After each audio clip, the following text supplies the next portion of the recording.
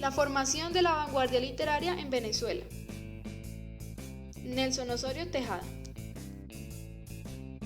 Se suele decir que el siglo XX en Venezuela empieza después de la muerte de Gómez en 1935, pero desde la óptica de Nelson Osorio es necesario explorar este periodo desde la internacionalización de América Latina desde los años 20. Para este autor, la formación de las vanguardias literarias se debe estudiar en el contexto del mundo de la primera posguerra, en especial la expansión norteamericana en América Latina, las características de la dictadura petrolera de Juan Vicente Gómez y los cambios políticos y sociales que lo conectan con el fenómeno del gomecismo. La Primera Guerra Mundial es una referencia para el cierre y el inicio de una etapa en la historia de la humanidad. Si se quieren estudiar las vanguardias, es necesario relacionarlas con las nuevas condiciones económicas, sociales y políticas, después de la crisis económica que surge en 1918. Hasta ese momento, el equilibrio del mundo se cimentaba en el predominio de las potencias de Europa Occidental en el control y manejo de los asuntos internacionales. Pero a raíz del conflicto bélico, los Estados Unidos comienzan a asumir un papel decisivo en la nueva organización de la hegemonía mundial. Se convierten en los dueños de los medios de producción sobre el conjunto de fuerzas políticas y sociales. Por otro lado, en Rusia, se quiebran los cimientos de otro pilar. Un movimiento revolucionario de obreros y campesinos pobres toman el poder en 1917 y se disponen a destruir la hegemonía de las clases dominantes, e intentan construir una sociedad sin precedentes sobre bases nuevas que eliminan la explotación patronal del trabajo asalariado. Las proyecciones de estos dos hechos marcan el carácter del desarrollo del mundo contemporáneo. El capitalismo se expande en formas imperialistas de dominio, sin que desaparezcan las formas coloniales del mismo, creando nuevas redes de dependencia. Los adelantos tecnológicos y de transporte ayudan a consolidar superestructuralmente esta nueva fase. La Revolución Rusa de 1917 hace brotar fenómenos revolucionarios en las masas de trabajadores y en la intelectualidad progresista, y el cuestionamiento de los valores culturales sean impulsados por la revolución social de los sectores explotados. En resumen, lo importante es poder establecer las condiciones históricas que determinan la crisis de una época y el inicio de otra, las cuales determinan también el surgimiento de las vanguardias, que forman parte de un proceso más amplio de renovación artística con respecto al modernismo. La crisis económica que se deriva de los trastornos provocados por la guerra en el comercio exterior es común a todos los países latinoamericanos.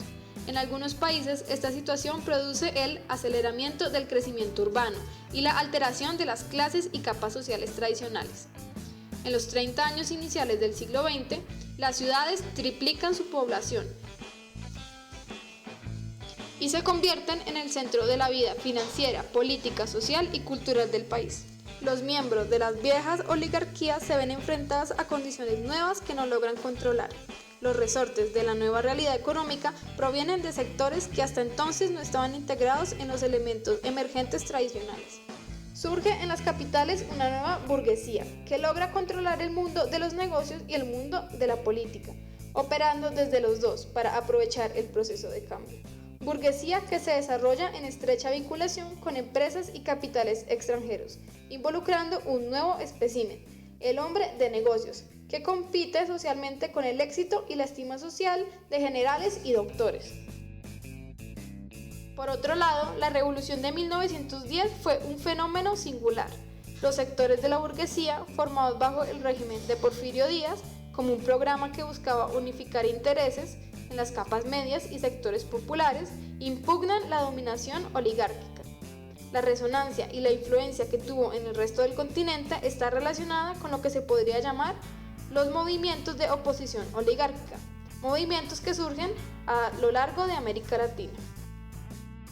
El conflicto bélico de los años 1914-1918 produce para América Latina un desplazamiento de su eje de inserción al sistema económico mundial, proceso mediante el cual se integra al área hegemónica de Estados Unidos.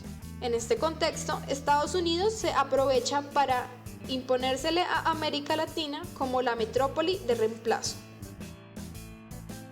Un hecho que lo ilustra es el primer Congreso Financiero Panamericano, a iniciativa del presidente Wilson en 1915.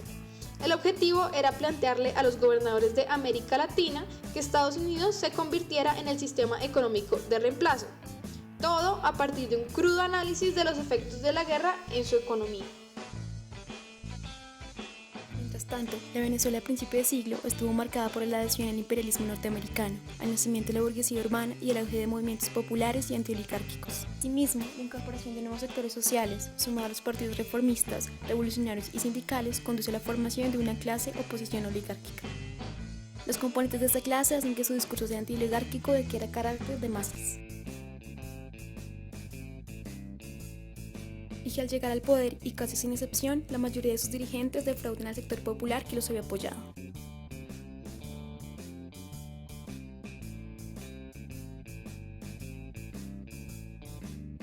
La reforma universitaria ejemplifica mejor el aspecto cultural lo que se estaba viviendo. Buscaba imponer una nueva concepción de la cultura en función de los intereses populares. En 1930 acaba cualquier impulso reformista antioligárquico. Del mismo modo, la crisis provocada por la Primera Guerra Mundial y la crisis del 29 repercute en todo el continente, clausurando una nueva etapa de la contemporaneidad. La crisis del 29 se traduce en un descenso de las exportaciones, trasladado al desempleo de los trabajadores. En los países del continente se puede apreciar un proceso de adecuación de las oligarquías agrarias a las nuevas condiciones sociales. La vida venezolana de primera parte del siglo estuvo marcada en lo político por la dictadura de Juan Vicente Gómez y en lo económico por el auge de la industria petrolera. Para enfrentar esta nueva situación, estos mismos sectores refuerzan su dominio a través de golpes de estado militar. En función de este auge de la explotación petrolera, Venezuela se convierte de un país agropecuario a un mercado ideal para la importación y el consumo. No se llega al gomecismo autoritario de una sola vez, sino que hay todo un proceso de concentración de poder que discurre cuanto menos entre 1908 y 1922.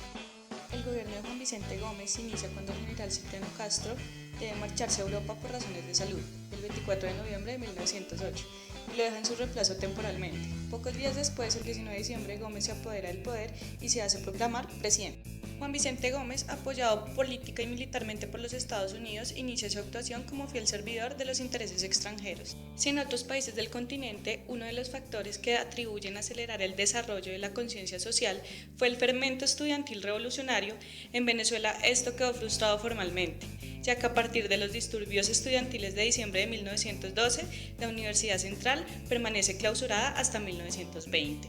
Mientras Gómez modifica la Constitución cuantas veces lo creyó necesario para fortalecerse en sus planes de perpetuación del poder, y se mantuvo el control del país hasta la muerte del dictador el 17 de diciembre de 1935. La dictadura de Gómez, especialmente a partir del decenio de los años 20, se consolida en función de los intereses proimperialistas sostenidos por un ejército mercenario.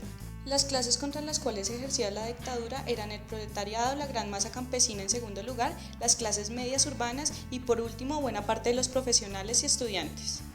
Eso explica que cuando en 1927 se tolera la reconstitución de la Federación de Estudiantes de Venezuela, sus actividades, que en un comienzo no iban más allá de promover el bienestar y la cultura de los estudiantes, se orientarán rápidamente para convertirse en un instrumento para encauzar no solo la rebeldía de los estudiantes, sino de todo un pueblo oprimido. Según este historiador, el periodo contemporáneo se distingue por la presencia de las siguientes variables. En primer lugar, el desarrollo de una economía. En segundo, el surgimiento y organización del proletariado. Luego, el crecimiento y predominio de la clase media. El desarrollo de la banca. La urbanización. El ejército nacional. Los partidos reformistas. Los revolucionarios armados. Y el crecimiento y tecnificación de los medios de comunicación. En el férreo marco de la dictadura de Juan Vicente Gómez, el proceso de transformación de la realidad económica y social se fundamenta en el desplazamiento de las potencias europeas, principalmente los capitales anglo-holandeses, por la hegemonía norteamericana. La aceleración del desarrollo urbano y del enorme crecimiento que experimentan las ciudades, principalmente las capitales en este periodo, son las consecuencias que el historiador resalta como resultado de esta alteración del eje económico y nacional.